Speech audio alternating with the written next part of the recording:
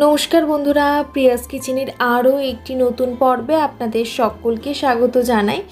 আজ আমি আপনাদের সাথে পেঁয়াজ পোস্তর রেসিপি শেয়ার করব। আলু, বেগুন, লাউ, ঝিঙে এসব দিয়ে তো আমরা প্রায় দিনই বানিয়ে থাকি পোস্ত, কিন্তু পেঁয়াজ পোস্তটা একবার এভাবে বানিয়ে ট্রাই করতে পারেন। আশা করি আপনাদের ভালোই লাগবে। তাহলে চলুন একবার ভিডিওটা দেখে নেওয়া যায়। পেঁয়াজ পোস্ত বানানোর জন্য আমি প্রথমেই পোস্তটা ব্লেন্ড করে নেব। এখানে নিয়েছি একটা ছোট সাইজের মিক্সার জার। এর মধ্যে দিয়ে দিচ্ছি 1 টেবিল চামচ মতো পোস্তর পরিমাণ তো খুব অল্প, তাই জন্য আমি প্রথমে এটাকে একবার শুকনোই ব্লেন্ড করে নেব। তারপর একটুখানি একটা লঙ্কা, আপনারা সেটা নিজেদের স্বাদ অনুযায়ী দেবেন, আর সামান্য একটু জল দিয়ে ব্লেন্ড করব। তাহলে কিন্তু মিহি পেস্ট হবে। নইলে যদি প্রথমেই জলটা দিয়ে দেওয়া হতো তাহলে কিন্তু মিহিভাবে পেস্ট করা যেত না।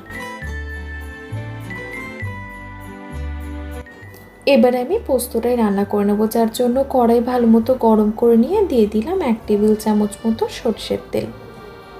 তেল ভালো মতো গরম হয়ে গেছে। এবারে ফোড়নে দিয়ে দিচ্ছি অর্ধেকটা শুকনো লঙ্কা আর একদম সামান্য একটু কালো জিরে। ফোড়নটা হালকা একটু নাড়াচাড়া করে নিচ্ছি। তারপর দিয়ে দিচ্ছি 2টো মাঝারি সাইজের পেঁয়াজ স্লাইস করে কেটে নেওয়া। এখন পেঁয়াজটাকে একটু গোল্ডেন করে ভাজবো, তবে বেশি লালচে করব না। মোটামুটি একটু ভাজা হলেই তারপর আমি বাকি প্রসেসটা করছি।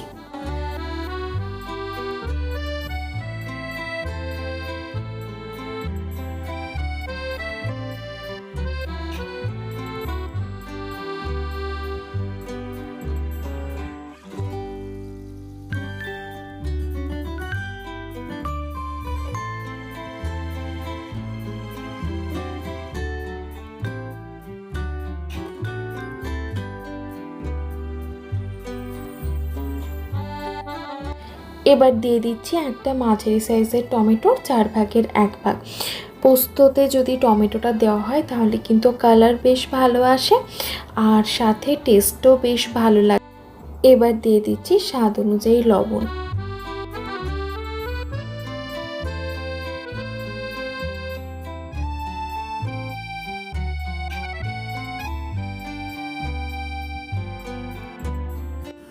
এবারে দিয়ে দিচ্ছি আগের থেকে বেটে রাখা পোস্তটা, আর মিক্সার জারে যতটুকু পোস্ত লেগেছিল সেটাও একটুখানি জল দিয়ে কড়াইতে দিয়ে দিই।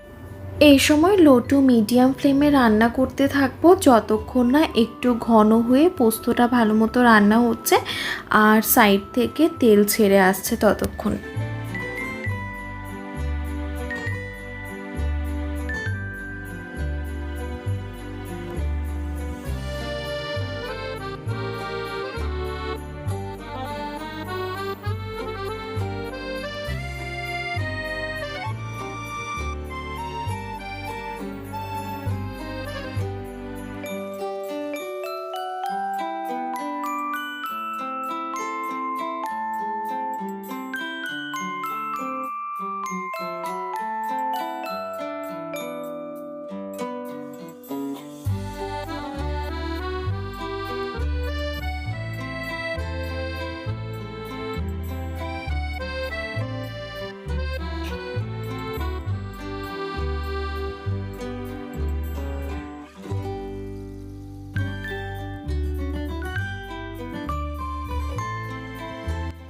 দেখুন পোস্ত বেশ অনেকটাই কিন্তু শুকিয়ে এসেছে।